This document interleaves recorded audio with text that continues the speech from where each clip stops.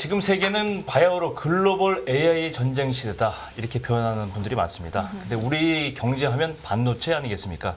그래서 오늘 경제 언박싱에서는 이분 모시고 굉장히 유명한 분입니다. 맞아요. 꼭 알아야 되는 반도체 이슈 또 궁금했던 점 알아보기로 하겠습니다. IT 분석의 최고봉 이용수 HSL 파트너 대표님 모셨습니다. 어서 오세요. 안녕하세요. 네, 감사합니다. 소개가 너무 근데 최고봉이라 그래서. 최고봉이라고 생각합니다. 예. 옆에서 계속 이렇게 움찔움찔 하셨는데. 여기가 한뭐 정기적으로 계속 나와주셔야 돼요.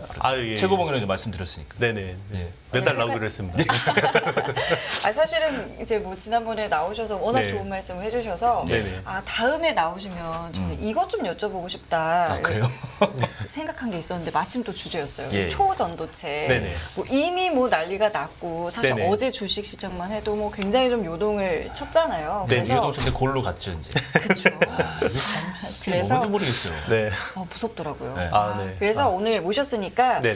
관련해서 좀 얘기를 좀 해보고 싶은데 네. 뭐 이미 많은 분들이 좀 아실 수도 있지만 여전히 좀 어려운 개념이라고 생각하시는 분들도 계실 것 같아서 이 초전도체라는 게 어떤 거고 또 어디에 쓰이는 거고 이 부분부터 좀 시작을 해볼까요? 네, 뭐 일단 이제 모든 그 전기가 이렇게 흐르게 되면 저항이라는 게 있잖아요. 그렇죠. 네, 저항이라는 게 반드시 생기는 건데, 그렇죠. 이게 저항이라는 게 특정 조건에서 가면 0으로 수렴하는 물질이 있어요. 그게 초전도체라는 거고요. 근데 이게 뭐 발견된 거는 100년이 넘었어요. 네, 그런데 이제 이거를 발견은 했는데 상용화하기에는 너무 어려운 거죠. 왜냐하면 이게 온도를 거의 뭐 절대 영도 수준까지 낮춰야 되는. 초저온에서. 네, 맞습니다. 초저온에서만 네네. 그렇게 저항이 없다 이거예요? 그렇죠. 그러면 네, 거의 0으로 수렴을 하는 거죠. 예, 그럼 실용성이 없죠. 네, 그래서 이거를 그러면 저항값이 굉장히 없어지는 거는 굉장한 메리트인데 예, 예. 그렇죠. 온도를 그렇게 낮추기 위해서는 에너지가 얼마나 많이 들겠어요? 그렇죠. 그 코스트 또 효율적인 그런 부분이 안 나오기 때문에 예. 안 되는 거고요. 그러니까 온도를 조금 더 높이기 위해서는 어떤 노력들을 했냐면 압력을 또 많이 높이기 시작했어요. 네네. 그러면 이제 압력을 많이 높이면 뭐 그 온도를 조금 더 이제 높게 해도 쓸 수 있는데 그것조차도 상용화가 안 되는 거죠. 예. 근데 이번에 뭐 개발됐다라고 주장하는 LK99 같은 경우는 네. 상온하고 상압에서 초전도 현상을 보인다. 상온 일반적 온도에서. 네네, 우리 지금 이 온도하고 일반적인 대기압 상태에서 예. 네, 초전도 현상을 보인다라고 하니까 예. 이게 엄청난 발견인 거죠. 만약에 사실이라 그러면. 네. 근데 많은 분들이 아직도 잘 모르세요. 네. 저도 절 개념이 어떤 나라라 슈퍼보드에서 보드판을 만들 수 있나 뭐 이렇게 하는데 네네. 이거 어디다 쓰는지 일단 그거부터 좀 알고 싶습니다. 일단 인류 문명이 바뀔 수가 있습니다. 문명이 바뀔 정도로. 네. 어떤 부분에서 그러냐면 네. 지금은 이제 우리 송배전에서 굉장히 많은 비용들이 들어가잖아요. 그렇죠. 인프라 뭐 SOC 투자라면 조 단위로 투자를 해야 되는 그렇죠. 그런 부분들이 왜냐하면 이 전기라는 게 발전소에서 생산해서 쓰는 데까지 이렇게 송배전하는데 많은 로스들이 생기거든요. 그렇겠죠. 그게 대부분 저항 때문에 그래요. 그러면 이게 저항이 없어진다 그러면 네. 비용이 네. 훨씬 더 낮아진다. 엄청나게 낮아지는 거죠. 그리고 이제 우리 반도체. 네. 반도체에서 이게 반도체 스위치 속도라는 게 있거든요. 예. 트랜지스터라는 게 이제 반도체가 도체도 됐다가 부도체도 됐다가 하는 게 트랜지스터 스위치의 역할인데 예. 그 속도가 굉장히 빨라집니다. 그러면 쉽게 이야기하면요. 우리 지금 애플 M1, M2 같은 어떤 칩들이 굉장히 성능이 고성능 반도체잖아요. 네네. 그렇죠. 갑자기 M10이 나올 수 있어요. 저항이 없으니까 연산 훨씬 빨리 전류통하니까. 갑자기 그냥 슈퍼컴퓨터를 우리 다 이렇게 쓸 수가 있는. 저항이 그때도 저항인 줄 몰랐어요. 네, 그렇죠. 이게 반도체에서 열이 나는 게 다 저항 때문에 열이 나는 그렇겠죠. 거거든요. 그리고 이제 자기 부상 열차나 이제 핵 유감이나 핵 발전 같은 것들을 굉장히 싸게 개발할 수 있죠. 네. 지금 화면에도 나오고 있는데 이해가 조금 됐어요. 아니 저거 말고도 이제 이 운송 장치들, 자동차 이런 것도 당연히 그렇죠. 이제 전기차 이제 배터리 효율도 엄청나게 좋아지는 거죠. 배터리도 이게 우리가 전기를 이렇게 뽑아낼 때는 네. 직류로 뽑아냈다가 대부분 모터에서 전기를 쓰거든요. 근데 모터로 보낼 때는 또 교류로 바꿔줘야 돼요. 그러니까 이제 직류 교류 바꿀 때 또 로스가 생기거든요. 그렇군요. 네. 그런데 이제 직류에서 이제는 로스가 없어. 네, 로스 없어지기 때문에 바로 이제 네. 근데 문제는 이거 진위 여부잖아요. 네. 진위 여부가 네. 오늘 아침 기사를 보니까 네. 연구소 어떤 미국 미국의 연구소 측에서는 또 이제 이게 네. 좀 진위가 아니다 또 네. 이렇게 얘기하고 하는데 이게 네. 갑론을박이 있어야지 네.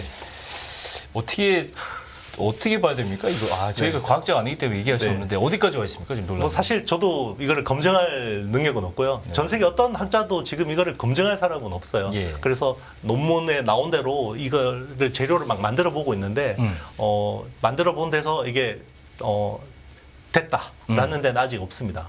그렇죠. 여기 이제 논문에 나온 레시피대로 해서 예. 됐다라고 하는 연구소는 없고요. 네. 그리고 이제 이런 보통 이 정도의 엄청난 이제 어떤 연구 실적이면 보통은 이제 유명한 학술지에다가 게재를 하잖아요.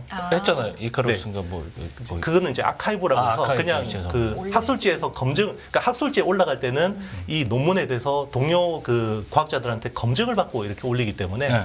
그게 굉장히 의미가 있습니다. 물론 이제 학술지에 올라가도 검증 받아요. 네. 옛날에 뭐 황우스 사태처럼 예, 예. 네이처제 그렇죠. 네, 대표적인 거죠. 네, 그렇죠. 이제 그렇게 올라가도 검증을 받는데 이거는 이제 그런 유명 학술지에 게재될 게 아니라 아카이브라는 거는 그냥 아무나 올릴 수 있는 거예요. 이제 과학자들이 올릴 수 있고, 네, 이제 검증은 아직 안 된 거죠. 그러다 보니까 이 논란이 굉장히 많습니다. 그렇기 때문에 지금 뭐 이게 좀 가능성이 있는 것 같다라는 기사만 나오면 주식을 쭉 올라갔다가 그렇죠. 소문에만 그냥 지금 막 굉장히 네. 예, 소문만 무성하고 주가는 오르고 맞습니다. 또 아니라 그러면 또 내려가고 네. 그렇게 그렇죠. 반복되고 있는 거죠. 예, 이 현상에 대해서 좀 어떻게 보세요? 지금은 테마죠. 사실은 테마고 이게 설령 진짜 개발이 됐다고 하더라도 이걸 또 검증하기까지는 상당한 시간이 필요하고 그리고 이게 또 상용화 되잖아요. 상용화되기까지. 네, 이거는 또 개발하고 아하. 과학적인 개발하고 상용화는 또 굉장히 다른 또 다른 문제거든요. 우리 2차 전지 같은 경우도 이게 뭐 거의 웬만한 기술들은 다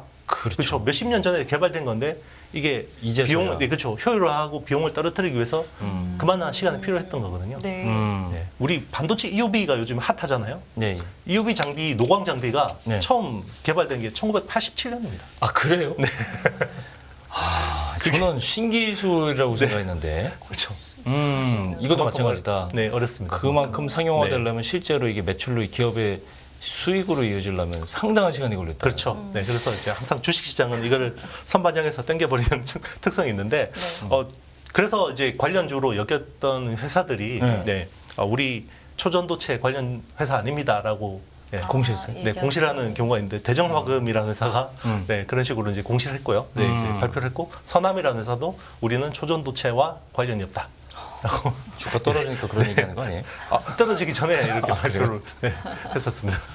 근데 이제 문제는 여러 가지 지금 말씀하신 대로 상용화도 해야 되고 기술 검증도 해야 되고 뭐 일단 뭐 여러 가지 양산도 있어야 되고 이 고비가 많을 거예요. 이게 네네. 진짜 근데 1번 고비는 네. 진위 여부예요. 그렇죠. 이제 지금 일단 오늘 아침에 뭐 방금도 말씀드렸듯이 나오긴 했는데 어느 정도까지 나와야 진위 여부를 좀 알 수 있을까요? 이달 말까지 뭐 교차 검증을 한다 뭐 이렇게 얘기는 하는데. 네, 일단은 이제 일단 검증이 안 됐기 때문에 이제 그 연구를 한 곳에서도 이제 이거를 이제 어떤 설명을 하겠다라고 했는데 아마 거기서도 100% 이게 뭔가 검증은 되지 않을 거예요. 검증을 하다 보면 과학자들이라는 사람들은 계속해서 여기서 뭔가 동일한 결론이 나와야 되잖아요. 그렇죠. 똑같이 이제 조건을 맞습니다. 했을 때. 네. 그리고 이제 그 연구 개발물 같은 경우는 네. 어떤 특정 뭐 수학식이나 알고리즘을 미리 만들고 네. 여기 레시피대로 해서 만든 게 아니라 여러 번 어떤 하다 보니까 우연이라고 말씀하시죠. 네네. 우연이라고 볼 수도 있죠. 네. 이제 모든 예. 발명물들을 우연히 만든 건데 이거를 또 이제 똑같이 만들어야 되지 이게 의미가 그렇죠. 있는 거니까요. 네네. 그게 아직까지는 초전도체의 특성을 확인한 연구소는 없고 오히려 이제 반도체적인 특성이 있다. 네, 그런 이야기를 많이 하는데요. 그러니까 저는 이제 좀 개인적으로 그런 생각을 해요. 네. 예전에 이제 우리 이런 한 20여 년, 15년 전에 이제 황우석 사태가 있었잖아요. 줄기세포. 근데 그것 때문에 우리나라 줄기세포 기술이 세계에서 최고 수준이었는데 오히려 오히려 엄청나게 퇴보해 버렸거든요. 물론 이제 그 사건이 잘못된 거긴 맞긴 한데 네. 그걸로 인해서 굉장한 반작용이 일어나 버리거든요. 그러니까 이게 설령 초전도체가 아니라고 하더라도 이런 연구 결과물을 잘 활용할 수 있는 그런 논의가 돼야 될 거라고 생각해요. 오히려 이게 저거 사기다 이런 식으로 돼 버리면 여기서 설령 가능성이 있는 어떤 연구 결과물들이 그냥 같이 사장돼 버리는 아쉬운 상황이 벌어질 수도 있죠. 여러분들이 이제 전문가분들, 비전문가분들도 의견을 많이 다는데 저는 그 의견이 굉장히 눈에 띄었어요. 방금 말씀하신 그 점인데 네. 이 초전도체가 이 자체를 연구하고 있었다는 것만 해도 네. 얼마나 한국의 기초과학 부분이 많이 발전했음을 느낄 수 있어서 뿌듯하다 이런 글을 읽었어요. 저는 그 말이 방금 이 대표님 말씀하신 바로 그런 점이라고 생각하는데 네네. 넷플릭스에서 황우석 박사 그 다큐 보셨어요?